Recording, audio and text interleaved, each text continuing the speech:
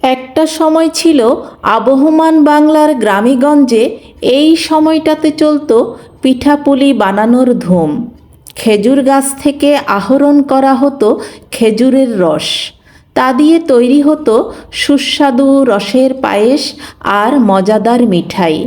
শহুরে বাসিন্দারা এই সময়টাতে যার যার গ্রামে বেড়াতে যেতেন, কারণ তাদের ছেলে মেয়েদের বার্ষিক পরীক্ষা তখন শেষ।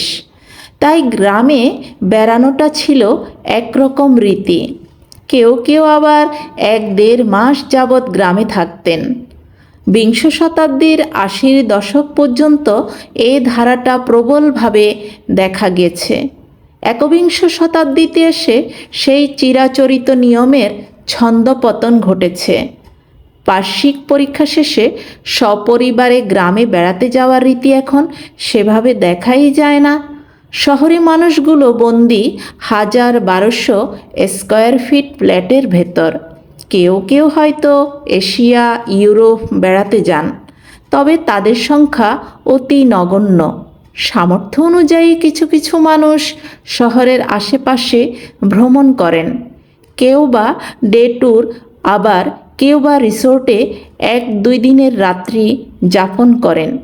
অনেকে পছন্দ করেন পর্যটন শহর খাগড়াছড়ি, বান্দরবন, রাঙ্গামাটি, সমুদ্র সৈকত, কক্সবাজার, ম্যানগ্রোভ বন, সুন্দরবন বা চায়ের রাজধানী সিলেট যেতে। ভ্রমণ পিপাসুদের কেউ কেউ ঘুরতে পছন্দ করেন উত্তরবঙ্গের জেলা রাজশাহী, বগুড়া কিংবা সর্ব উত্তরের জনপদ পঞ্চগড়। এসব ট্যুরে পাওয়া যায় না 35-40 বছর আগে গ্রামে বেড়ানোর সেই ফ্লেভার। কতই না আনন্দময় ছিল গ্রামে বেড়ানোর সেই দিনগুলো। শীতের সময় শীত নিবারণের জন্য গ্রামের মানুষের তেমন জামা কাপড় ছিল না।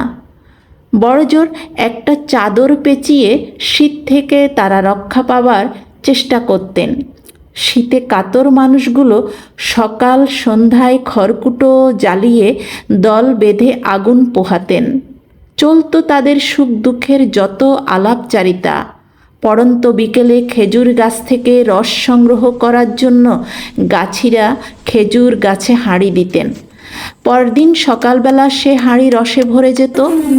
কখনো কখনো দুষ্ট ছেলের দল হাঁড়িতে পাটখড়ি ঢুকিয়ে রস টেনে খেয়ে ফেলত, যা ছিল তাদের কাছে এক অন্যরকম অ্যাডভেঞ্চার।